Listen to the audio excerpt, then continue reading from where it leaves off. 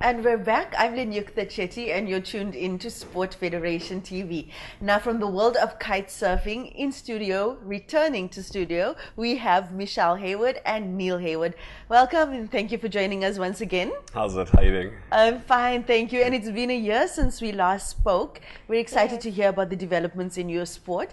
But before we get to that, Michelle, tell us about what exactly is kite surfing, how it differs from the other surfing sports out there. Yes, so a lot of people actually get confused when it comes to kite surfing. They get it confused with windsurfing or regular surfing. So with kite surfing, you obviously have the kite pulling you across the water, which is attached to your harness either around your waist or around your hips. And then you have a board, either like this one, like mine, or a surfboard, which looks similar to a regular surfboard. Okay. And Neil, what's your involvement with the sport?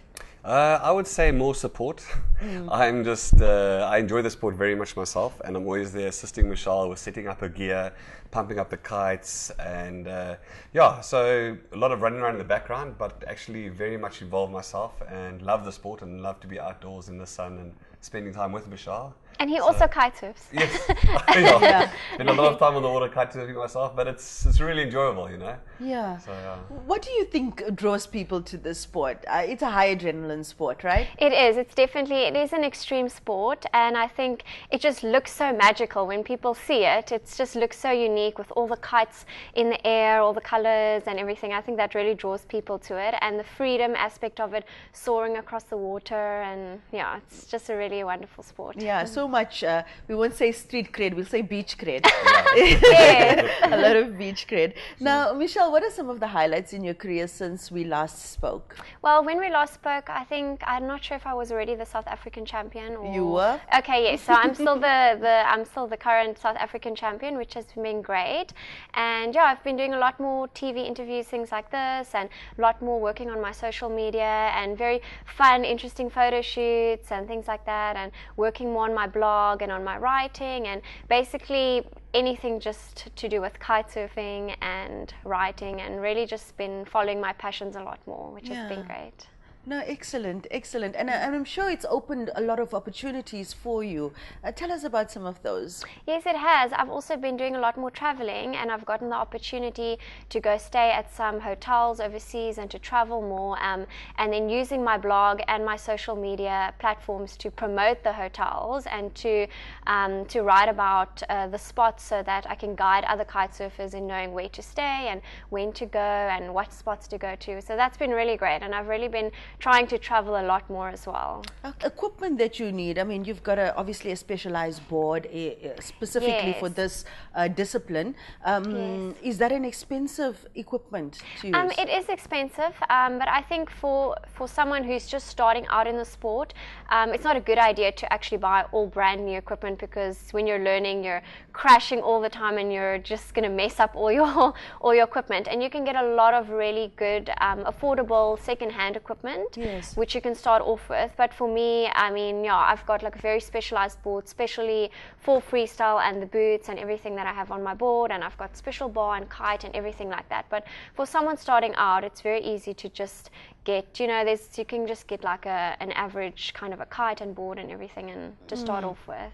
Yeah. Do you know if there is support structures available? Because I think I would assume that the natural graduation is, kids would learn to swim, then they learn to surf, and then maybe kite surfing would catch their fancy. Is there bodies or structures out there that are catering for the development of the youth for this particular discipline? There are, but not so much to actually do the kite surfing themselves. I think the problem is that it is an extreme sport, and it is dangerous, and it is a lot more difficult to learn than, say, surfing or swimming. And it is a lot of equipment that you need to try and get, and you need to go to really like special certified school and instructors, and the lessons can be quite expensive in the beginning and things like that. But there are some organizations that are bringing kids into kite surfing with flying the kites or helping people on the beach, landing the kites, pumping up the kites for them, things like that. So it does take a team. It does, yes, it does. It really does. You really shouldn't just go out kite surfing by yourself. You need someone to look out for you as well, launch your kite for you, land your kite for you as well, things like that. Yes. What are some of the amazing places you've seen in the world? Well, last year we went to Greece, which was really amazing and really beautiful, and it was a great holiday as well. I think a lot of places you go to for kite surfing, sometimes all you can do there is kite surf, and there's nothing really much else to do if the wind doesn't blow. And for us, we don't like to go away overseas and just lie on the beach and do nothing. So for us, that's very boring. So Greece was great because there was so much to do. You could go out and eat something, or you could go sightseeing and travel around, or go to other islands or things like that. So that was a really nice, like all-round trip. Yes, just very awful. busy. Sounds so awful. Shame for you guys. Now, some of us are very lucky to have partners that are involved in the sport and who understand the passion.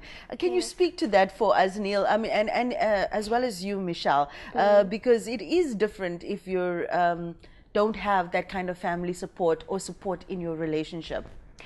Yeah, so basically it really is to our advantage we both do it. It's a common interest.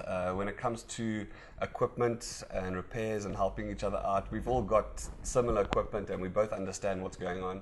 So I think it's also nice after a long day, or if you've been on the water and afterwards you're at a restaurant or you're relaxing, it's nice to be in a similar conversation about it, because our enthusiasm levels are quite high for the sport. And you can really share the experience of it which as is well. Great, Because I think someone who doesn't kite surf really cannot fathom how the experience that you have when you do it. So we can really relate to that, and I think also we spend all our time doing it, and I know most kite surfers, all they want to do is kite surf, especially on the weekends. That's all they want to do.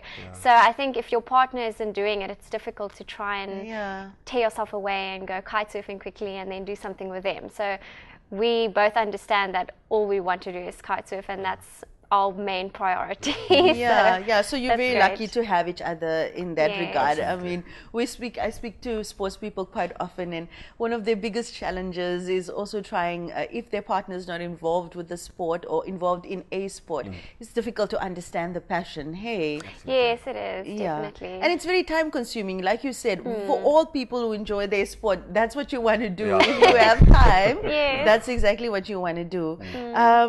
So this year, what are some of the tournaments or events that are coming up? Yes, well, so our summer season has just ended now, so our competitions will start again probably September onwards, as soon as the wind starts blowing. So then I'll be doing the South African tour again, and then the wind started blowing yesterday, Michelle. We're very fussy with the type of wind we want. Fussy wind wanter. And yes, continue. Yes, so then I'll be doing the South African tour again, focusing on my freestyle again, I'm sure, and trying to get my defend my title. And then we've just booked our tickets to go to Egypt in July and August. So we always try and go away during that time because that's when it's really winter here. So I just go kite surfing there, do some training there, get some good photos and things. Write like a blog Yes. about the hotel. Yes, exactly. How can people follow you on social media about your sport and your other activities? Yes, so Michelle Sky Hayward. You can look at me on Facebook and on Instagram and on Twitter, and my blog is michellesky.com. Okay. Well, you've brought some photos, so we can let you brag a little bit more. We're going to take a look at that right now. Okay, great. Oh, yeah, so that was actually in Greece where we took that photo. And that as well. Yeah. And that's us together. This was quite a classic scene. We're actually doing an advert for a coffee shop down in Bloemberg. Called Colucci's. And we had to come up with something different and spectacular. So, believe it or not, as simple as that looks, that cup actually was mounted permanently to that plate because the wind was howling and filled with sand. And so we had to come up with a creative shot which showed Michelle actually reaching out for the coffee. And looking perfect reaching out for that coffee, and looking perfect in every other photo too. And it's funny because it looks so perfect, but the wind was literally gusting over 50 knots. So I mean, if you know about wind, you know that's it's not the kind of wind you go out in, but we just had to do the shoot that day. So it's, I mean, over 100 kilometers an hour, winds, and I wore that short wetsuit. And a lot of people have commented on that photo and said there's no ways that's in Cape Town, because no one's going out in this cold water and that strong wind wearing a short wetsuit like that. But it was a quick shoot, and I think it all worked out in the end. But it was quite an extreme day. Yes, definitely. Lovely, so exciting, such exciting things that you get to do and amazing places you get to see. Now, with the sport itself, if people wanted to get involved with kite surfing, who can they contact? Well, first of all, you must remember that you definitely need to go for lessons at a certified kite school, not with your friend or with someone you know that is an instructor or anything like that. You can, but so the easiest thing would be to go to all the different kite schools, either in Bloberg or in Langebaan. Langebaan would probably be a lot better place to start because of the flat water. And go to one of those kite schools and make sure you just start off with doing some lessons with a registered kite school, and then you only need to buy equipment after you have already gotten up and riding, and once you're confident, the kite school will supply you with everything you need. So the first thing you need to do is the lessons, and then you can focus on the equipment. Okay. Well, you've brought a video so people can see how amazing the sport truly is. We'll take a look at that right now. Okay, great.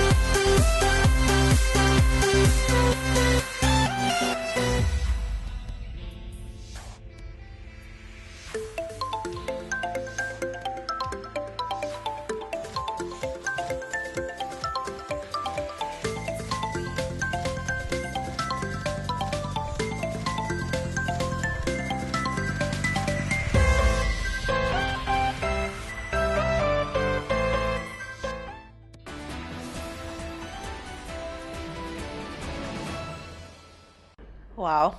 Now I feel like kite surfing.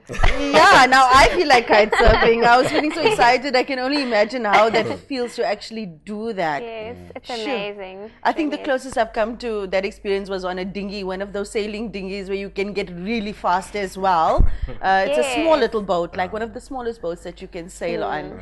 Oh, guys, thank you so much for joining us. And thank you for having us. You're an amazing sport. I hope when you return, you can tell us about some of the development projects that you might be getting involved in. Yes, that would be great. Okay. Definitely. All right. And all the best to you both. Thank you so much.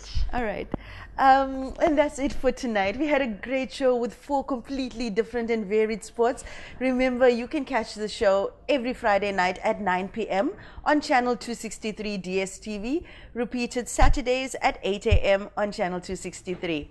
And you can catch this interviews and all the other interviews we've had in the past on the Sport Federation TV Facebook page. Whatever sport you're playing this weekend, lekker speel. And if you're not yet involved in a sport, we hope you find a sport that's just perfect for you. I'm Lindyuk the Chetty. Thank you for joining us.